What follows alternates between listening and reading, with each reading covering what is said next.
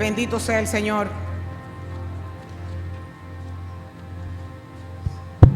Quiero, por favor, mientras se van acomodando, que me acompañen al libro de Apocalipsis. Apocalipsis en el capítulo 20. Apocalipsis es el último libro de la Biblia.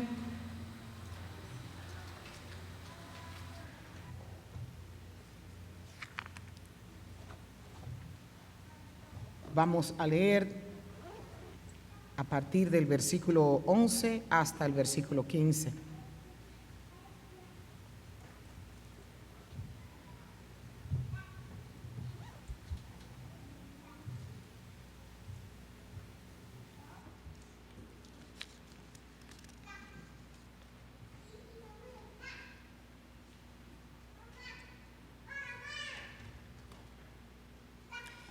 Y vi un gran trono blanco y al que estaba sentado en él.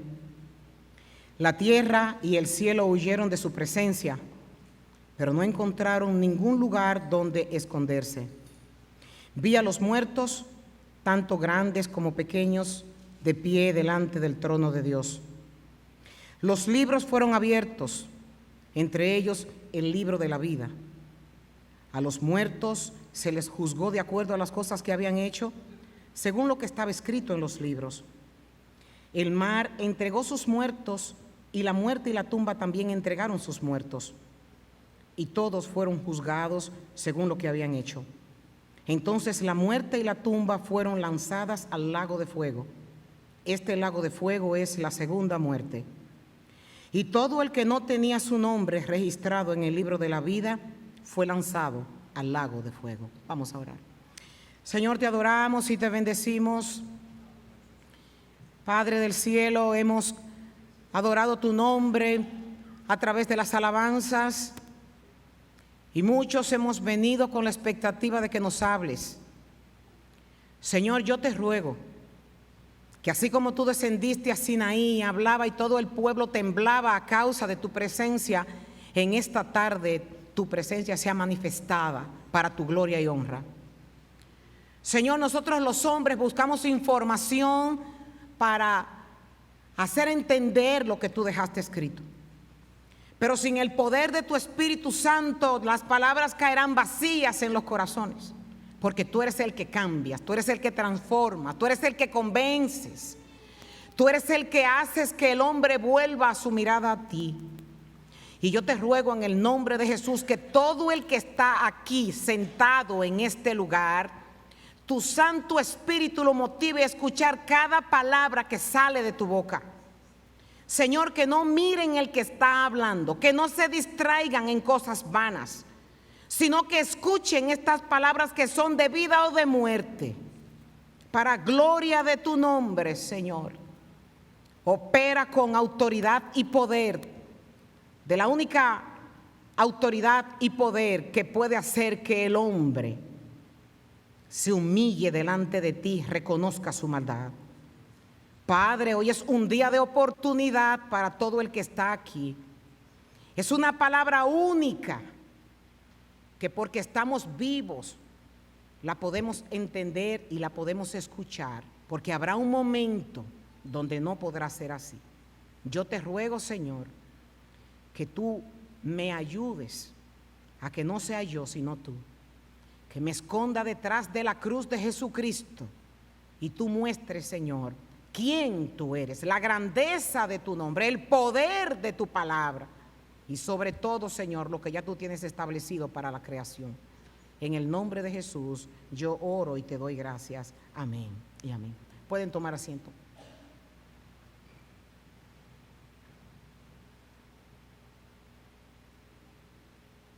Hay términos científicos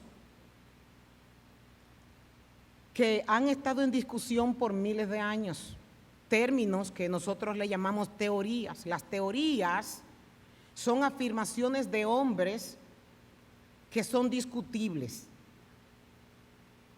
pero hay cosas que no necesitan ser demostradas porque la historia de la humanidad ha dado evidencias tan fuertes que no dan lugar a dudas de que nadie discuta al respecto.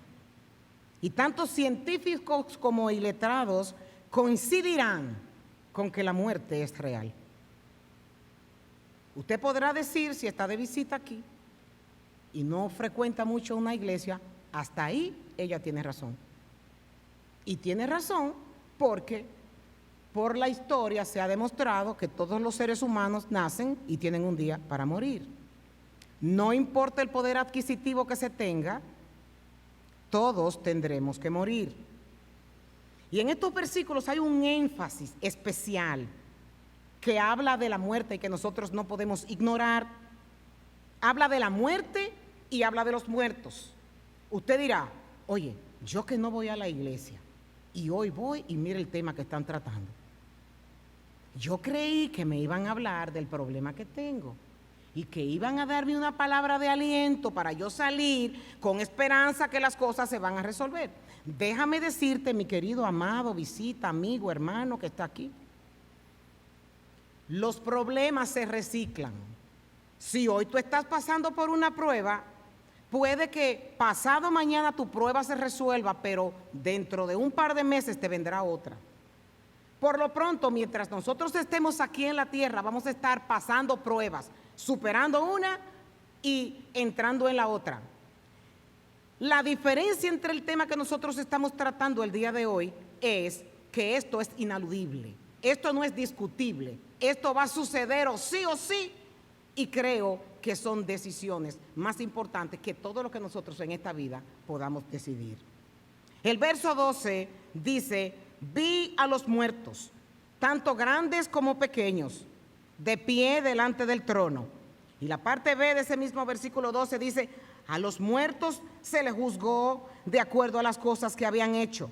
Y dice el verso 13, el mar entregó sus muertos, y la muerte y la tumba también entregaron sus muertos. Este versículo nos está diciendo que hay personas, por ejemplo, que han muerto en incendio y se han incinerado sus cuerpos. Hay personas que han muerto en medio del mar y nadie ha podido rescatar esos cuerpos. Pero las escrituras nos dicen que ese día hasta el mar va a tener que devolver a sus muertos. El versículo 14 nos dice que la muerte y la tumba fueron lanzadas al lago de fuego. Este es la segunda muerte. Ahora, a nosotros o a mí en lo particular, me gustaría preguntarle que si usted preferiría evadir la muerte. Es más, la muerte es algo que la gente lo evade tanto que no quiere ni escuchar hablar de esos temas. Los deprime, los entristece. Es más, psicológicamente cuando tú vas a visitar a un enfermo, tú no puedes hablar de muerte. Y pastoralmente, a un enfermo tampoco puedo hablarle de muerte. ¿Por qué? Porque eso es algo que asusta. Y todo lo que nosotros pudiéramos hacer, lo haríamos. Hace un par de años fui a la China y nos llevaron a un lugar donde está enterrado el emperador conquistador de la China, del cual se deriva el nombre. Y él fue enterrado con todo su ejército. No sé si ustedes han oído lo que es el ejército de terracota que está en la China. Y él puso mercurio en un diámetro aproximadamente de unos 40 kilómetros cuadrados. Todo eso porque la teoría era que el mercurio lo iba a mantener con vida. Sus mujeres estaban determinadas a que había que matarlas a todas, sus hijos había que matarlos a todos, sus riquezas también habían que enterrarlo ahí. Y todavía el gobierno chino no se atreve a tocar esa área porque es inflamable y puede ocasionar un desastre natural. Pero podemos ver que en la mentalidad de este emperador lo que estaba era el temor a la muerte y que él iba a resucitar de nuevo. Cuando nosotros vamos a Egipto, también nos encontramos con el Valle de los Faraones. Es un lugar en donde los faraones hacían unas tumbas, entraban todas sus riquezas, mataban a las mujeres, porque cuando resucitaran iban a resucitar con sus mujeres, mataban a todo el mundo para entrarlo ahí dentro, porque iban a volver a la vida. Esa era la esperanza. Y hemos visto que ni el dinero ni el poder han podido vencer esto que está determinado en este libro.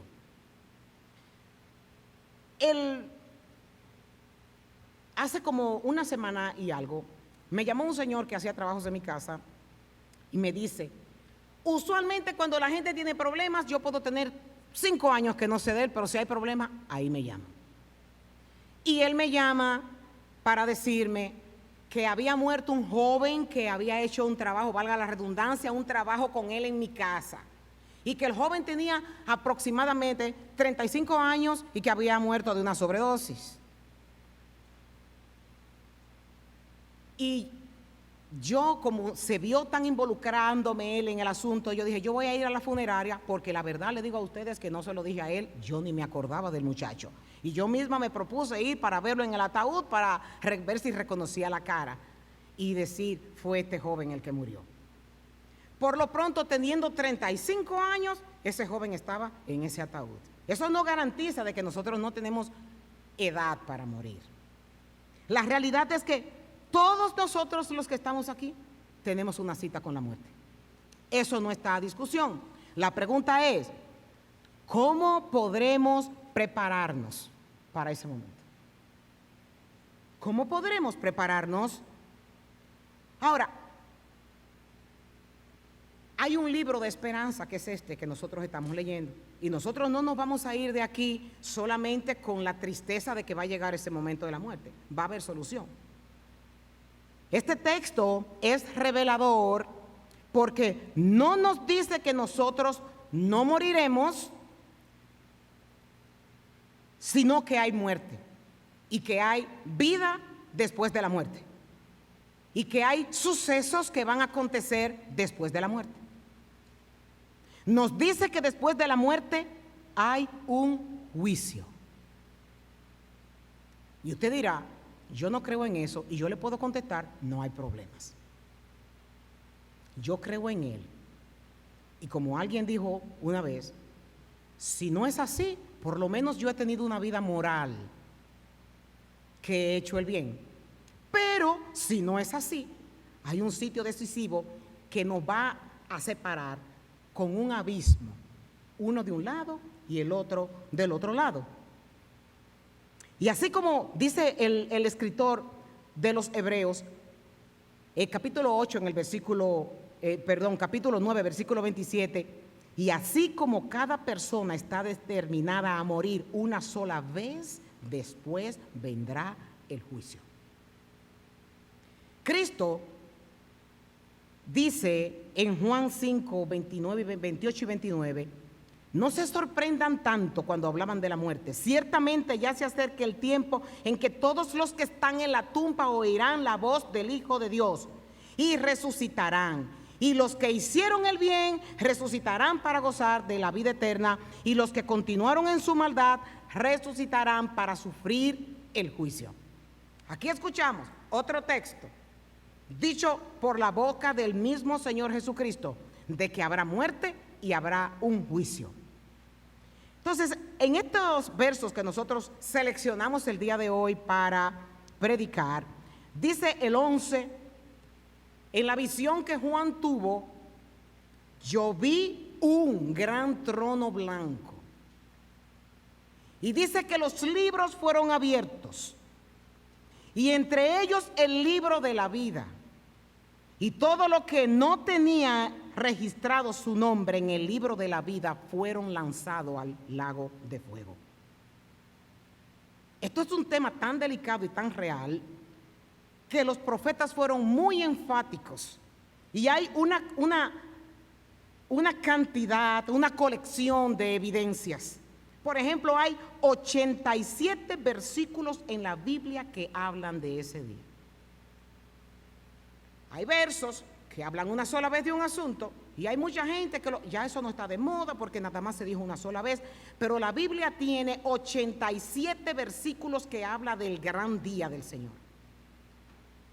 Por ejemplo, en Daniel, en el capítulo 9, el 7, del 9 al 10, Daniel nos habla de una visión parecida a la que tuvo Juan.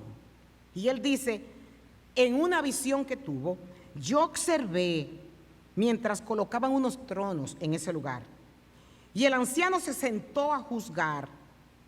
Él describe la apariencia del anciano y dice que su ropa era blanca como la nieve, que su cabello se parecía a la lana más pura, se sentó sobre un trono ardiente con ruedas en llamas, y un río de fuego brotaba de su presencia. Millones de ángeles le atendían, muchos millones se pusieron de pie para servirle, y esta palabra a mí me estremeció. Entonces comenzó la sección del tribunal y se abrieron los libros. Esto es fuerte, pero real. En esos libros están las memorias de Dios. Nosotros somos muy olvidadizos, pero cada acto que nosotros tenemos está escrito en un libro que lleva nuestro nombre. Esos diarios que se hacen aquí abajo, muchas veces se usaban mucho, ya casi no se usan. Pero nosotros, cada uno de nosotros tiene un nombre, y ese nombre está en ese libro con su registro del día que usted fue concebido, del día que usted fue formado en el vientre de su madre, del día que usted nació hasta el día que usted murió. Ese libro dice todo lo que usted hace y dice. Nosotros muchas veces nos olvidamos de los impuestos que se tienen que pagar. A veces multas que nos ponen se olvidan para pagar. Pero lo que está escrito en ese libro será tomado en cuenta cada detalle en el día del juicio. En ese libro nosotros podremos escoger una sola página para tratar de justificarnos delante de Dios por lo mejor que hayamos hecho mientras estemos en esta tierra, y buscar una defensa delante del Señor para decir, pero ese día yo hice tal cosa. Pero el libro completo hablará de toda la maldad que hay en el hombre. Lucas 8:17 nos dice, todo lo secreto, tarde o temprano se descubrirá, y todo lo oculto saldrá a la luz y se dará a conocer. ¿Eso que usted cree que nadie sabe? Yo le he enseñado a la iglesia que mis pensamientos yo los sujeto a oración. Los deseos de mi corazón yo los pongo en oración. Yo no he abierto aún mi boca, pero la Biblia dice que ya un Dios sabe cada palabra que yo voy a pronunciar. Y sabe la intención que hay en mi corazón. Y sabe los pensamientos perversos, malignos, que se levantan en contra de la santidad de Dios. Todo eso Dios lo conoce. En el libro de Eclesiastés, escrito por Salomón, considerado el hombre más sabio que ha existido sobre la tierra, dice, Dios nos juzgará por cada cosa que hagamos, incluso lo que hayamos hecho en secreto, sea bueno o sea malo. Y cuando yo estoy leyendo este verso, me doy cuenta de que el libro de Eclesiastés se cierra con este versículo.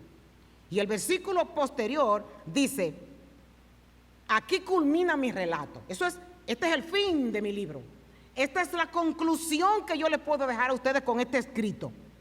Mi conclusión final es la siguiente. Esto es Salomón escribiendo. Teme a Dios y obedece sus mandamientos, porque ese es el deber que tenemos todos. Porque Dios nos juzgará por cada cosa que hagamos, incluso lo que hayamos hecho en secreto, sea bueno o sea malo. Y ahí se cierra el libro. Nadie será pasado por alto. Nada será pasado por alto. Lo que hiciste y lo que dejaste de hacer. Lo que dijiste y lo que no dijiste cuando tenías que hablar.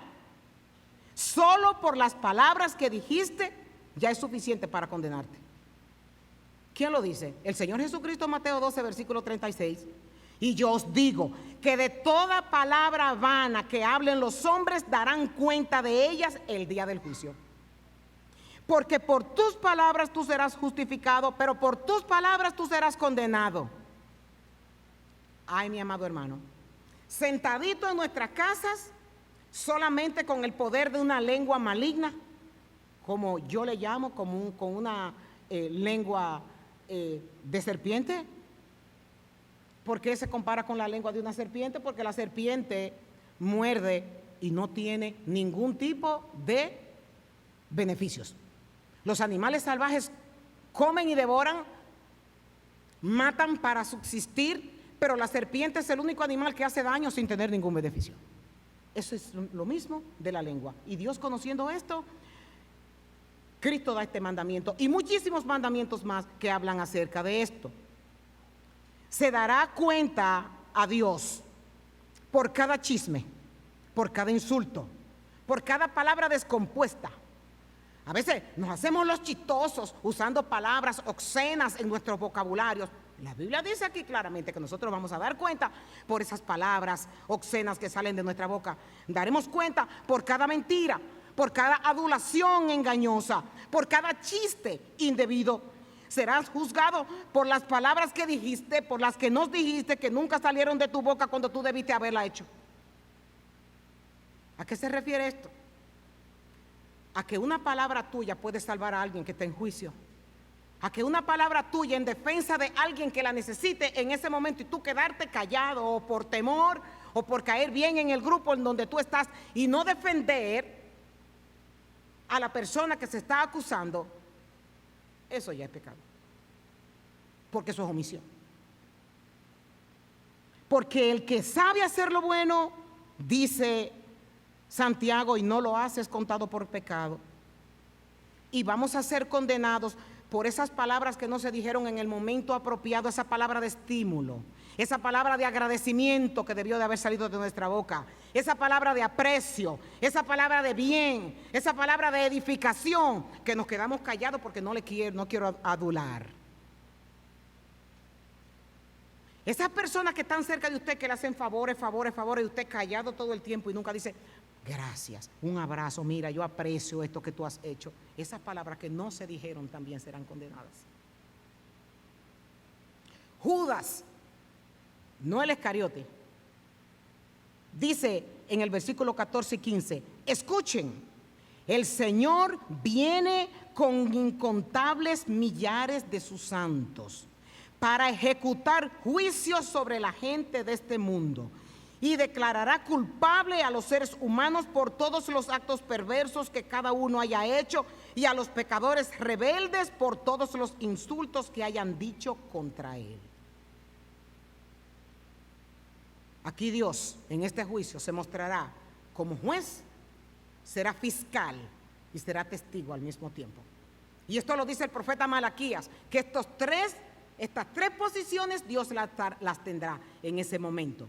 Dice Malaquías 3:5, y me acercaré a ustedes para el juicio, y yo seré un testigo veloz contra los hechiceros, contra los adúlteros, contra los que juran en falso, contra los que oprimen al jornalero en su salario, a la viuda, al huérfano, con los que niegan el derecho del extranjero y a los que no me temen. Ese día Dios mostrará que tiene autoridad sobre ti. Hoy tú tienes derecho a decir que nadie tiene derecho de meterse en tu vida. Pero en el día del juicio tú verás con absoluta claridad que Él tiene y tendrá todo el derecho de hacer juicio. Hay hombres y mujeres, tengo que decir los dos sexos porque una vez hablé solo de un sexo y me dijeron, usted nada más habla de esto, hombres y mujeres. Conmigo que nadie se meta. A mí ningún pastor me tiene que decir cómo yo tengo que dirigir mi vida. Ninguna iglesia. Yo vivo mi vida a mi manera. Y yo voy si yo quiero. Y yo hago esto si yo quiero. No hay problemas. Pero por cada actitud le tendremos que dar cuenta a Dios. Solo Dios puede hacer algo con esa información que está en los libros. Y tú y yo necesitamos que Dios haga algo. Dice el verso 14, entonces la muerte y la tumba fueron lanzadas al lago de fuego. Este lago de fuego es la segunda muerte. Y todo el que no tenía su nombre registrado en el libro de la vida fue lanzado al lago de fuego. Yo no sé si usted ha estado dentro de un tribunal, pero no porque usted esté peleando un ticket o porque usted esté peleando un tribunal donde el juez tenga que dar una sentencia de mandar por 20 años de prisión a una persona, o que lo vaya a sentenciar por vida. Yo estuve en una vez. Yo no fui acusada, pero fui porque me invitaron. Quien estaba acusado me invitó para que yo fuera. Y cuando entró el juez, alguien entró primero a decir: pónganse todos de pie, porque va a entrar el magistrado. Y todos tuvimos que ponernos derecho y de pie. Y cuando él se sentó, entonces nos sentamos nosotros. Y el rostro de la persona que estaba esperando la sentencia ahí tenía el corazón en el suelo. Y yo recuerdo que se pararon muchas personas a defender la causa de quien estaba acusado, y decían todos los bienes que le había hecho, todo el bien que le había hecho a la ciudad de Allentown. Y muchas personas que habían pasado por problemas económicos dieron testimonio de cómo esa persona le había ayudado a ellos y a su familia a poder salir adelante por el poder adquisitivo que tenía la persona que estaba siendo acusada. Y cuando todo el mundo subió al estrado para decir todas estas buenas cosas que esta persona había hecho, el juez, con una cara de ángel, porque parecía una cara de ángel, le dijo a quien estaba acusado: yo entiendo que has hecho muy buenas obras y entiendo que has ayudado a muchas personas. Eso habla de que tú tienes un buen corazón. Pero el delito que tú cometiste, y comenzó a mencionarle todas las cosas que esa persona había hecho. Y el juez le dijo: te sentencio a tanto. Y ahí comenzó todo el mundo a llorar. Yo me entristecí porque las sentencias son dolorosas. Y si eso es delante de un hombre mortal como tú y como yo, usted se imagina cómo serán las cosas delante de ese Padre Celestial que tiene el poder y que ya ha establecido en su constitución cómo van a pasar las cosas.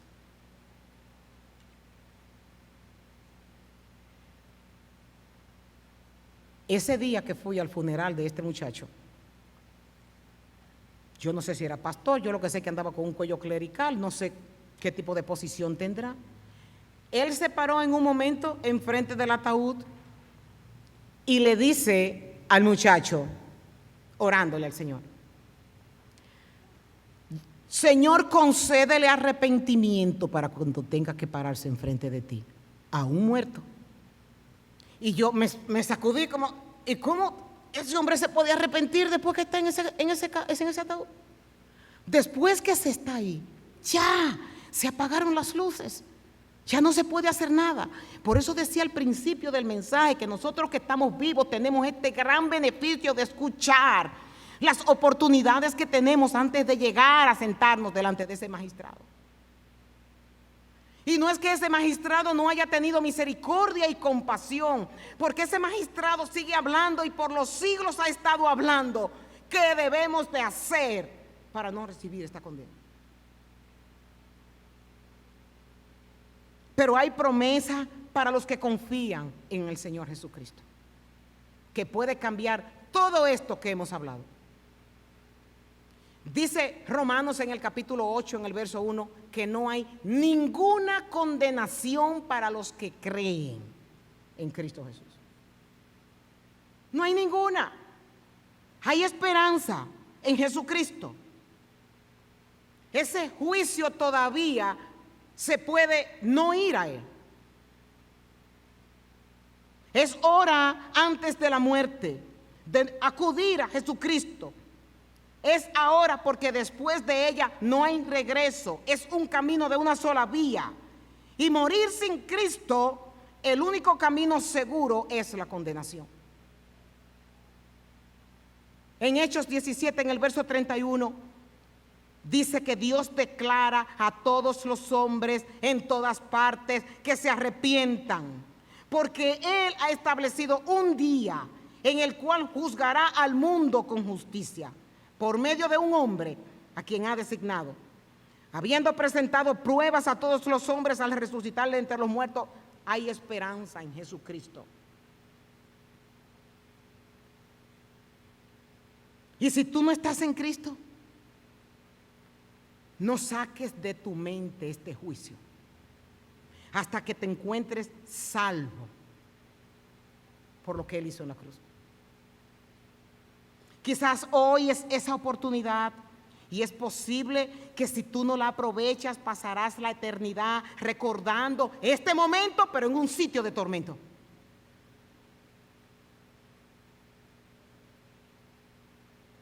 Es ahora antes de la muerte que debes acudir a Jesucristo, porque después de la muerte ya no hay regreso. Cristo, antes de su muerte, le dijo a sus discípulos: si alguno de ustedes quiere ser mi seguidor, tiene que abandonar su propia manera de vivir, tomar su cruz y seguirme. Si tratas de aferrarte a la vida, la perderás, pero si entregas tu vida a mi causa, la salvarás. ¿Y qué beneficio tú vas a obtener si ganas el mundo entero, pero si pierdes tu propia alma? ¿Hay algo que valga la pena más que tu alma? Pues el Hijo del Hombre vendrá con sus ángeles en la gloria de su Padre y juzgará a cada persona de acuerdo a sus acciones. Ese Cristo que tú has rehusado honrarlo, ese mismo Cristo será tu juez.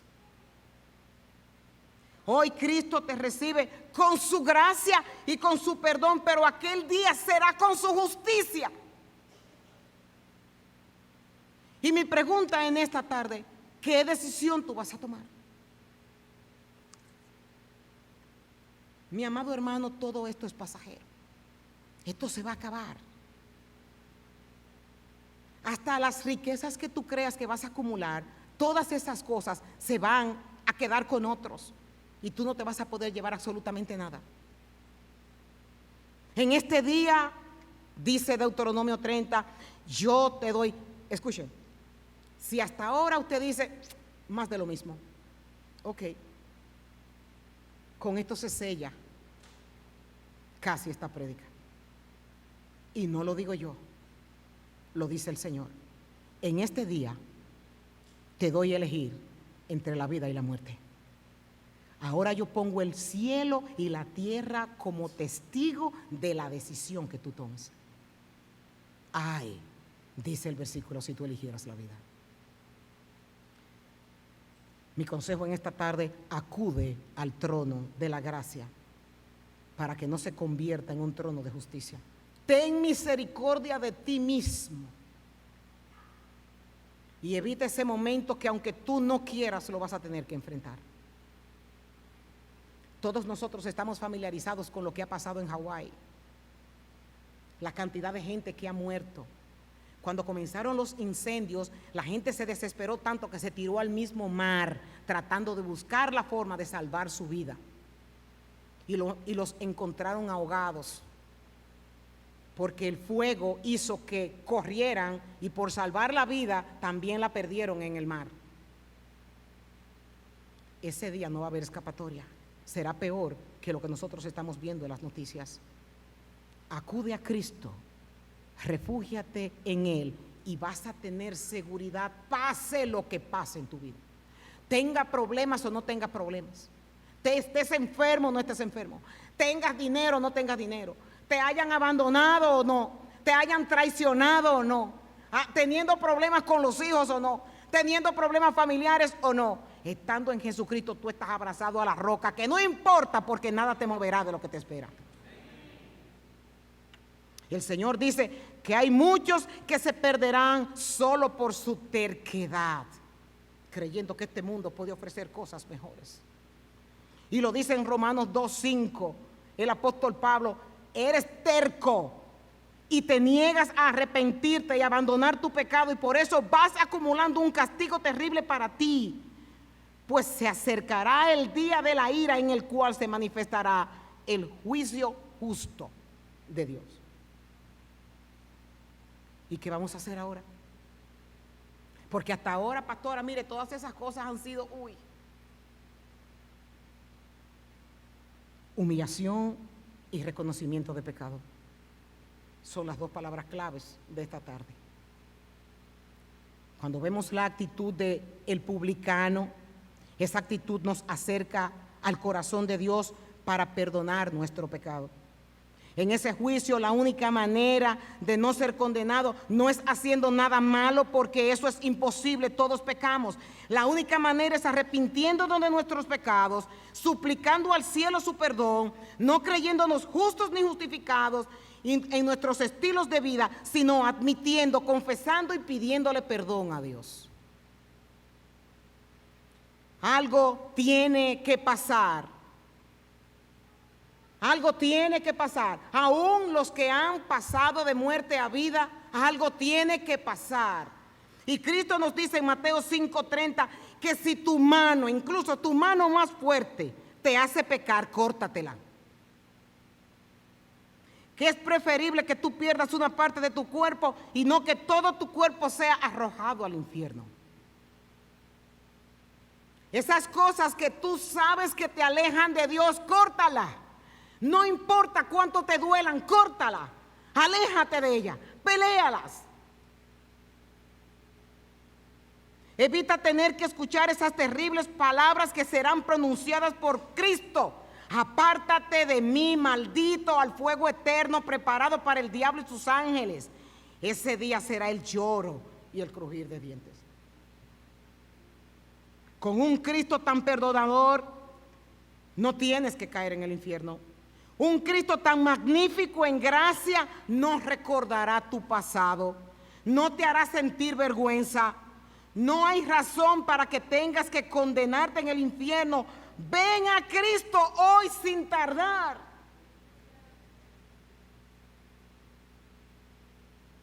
Tú tienes una cita ineludible con la muerte y con el juicio. Ten misericordia para ti mismo y no dejes para cuando sea demasiado tarde.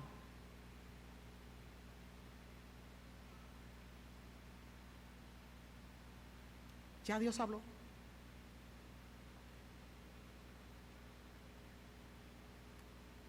Y si no has querido buscar ese refugio, órale a Dios que ponga en tu corazón el deseo de buscar esa esperanza, de que tú puedas decir que sea que muramos o sea que vivamos, somos del Señor. Que tú puedas decir, no importa que yo caiga en una cama, soy del Señor. Pasaré de esta vida a una vida con seguridad. Y como decía William al principio, Dios es un Dios eterno.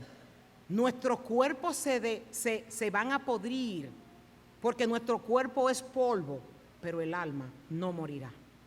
Y el alma es eterna. Decía Jonathan Edwards, esto se puede describir que solamente hay dos caminos. Un camino que conduce directamente al cielo y otro camino que conduce al infierno. Dos caminos. Hoy es el día de salvación. Si tú estás aquí sin Jesucristo, puede que esta sea la oportunidad de tu vida, de que aceptes a Cristo como tu único salvoconducto para llegar al cielo. Si estás aquí sin Jesucristo, busca la esperanza de la vida eterna y evita llegar a ese juicio que ningún hombre lo podrá resistir. Vamos a ponernos de pie y vamos a orar. Si tú quieres pasar al frente y abrazarte a esa esperanza, este púlpito está abierto para ti.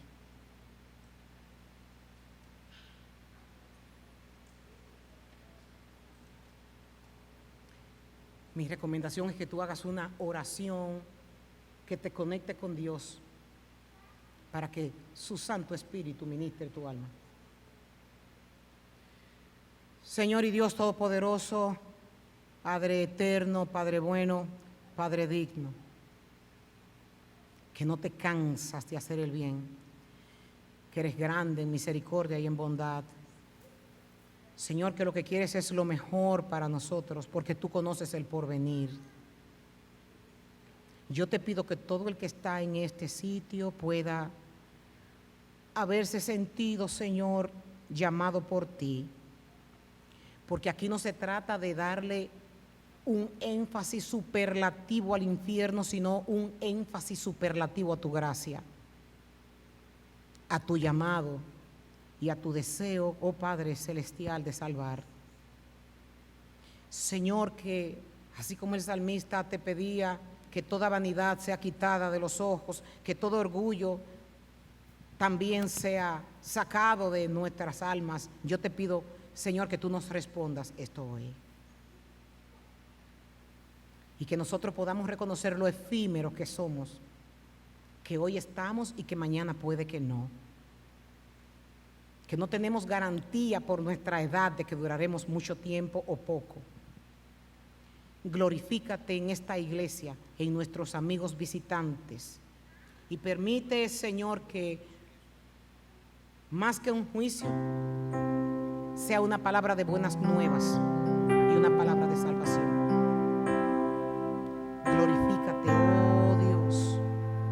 Ten compasión de aquel que está perdido y sin ti. Y ayúdanos, oh Divino Rey, oh Padre Celestial, a que queramos más de ti. En el nombre de Jesús, Señor, oramos y te damos gracias. Amén.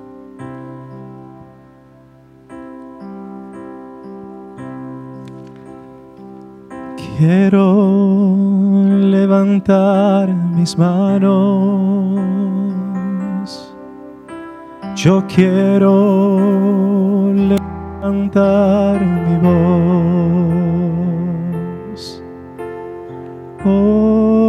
ofreciendo a ti mi vida en santidad y amor. Padre, solo a ti ofrezco mi vida y mi corazón, y me postro en tu presencia en adoración.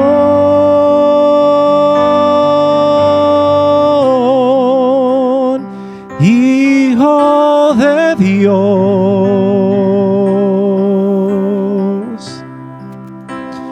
recibe hoy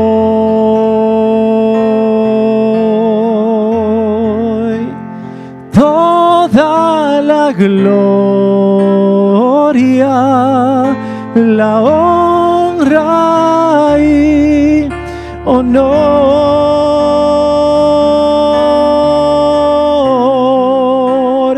Hijo de Dios,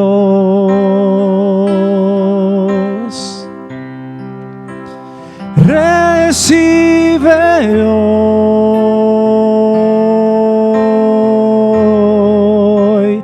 toda la gloria, la honra y honor.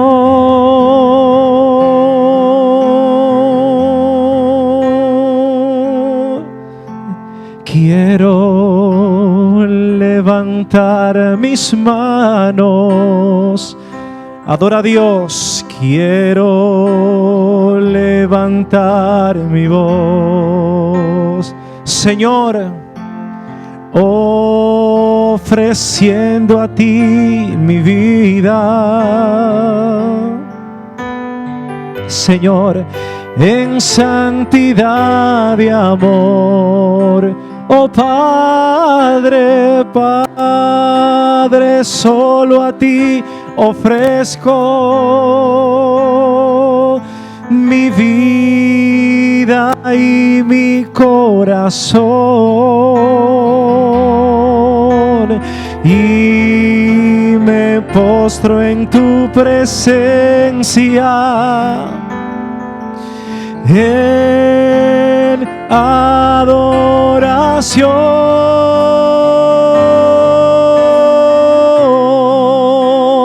Hijo de Dios. Díselo a Él, iglesia. Recibe hoy, recíbelo, Señor, toda la gloria, la honra y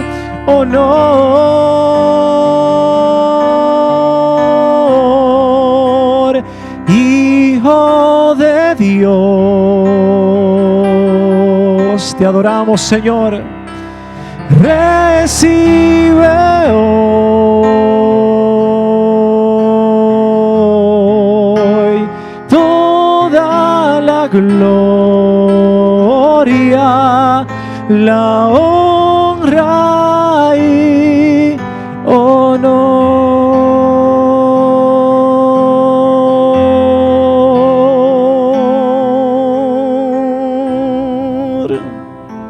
Aleluya.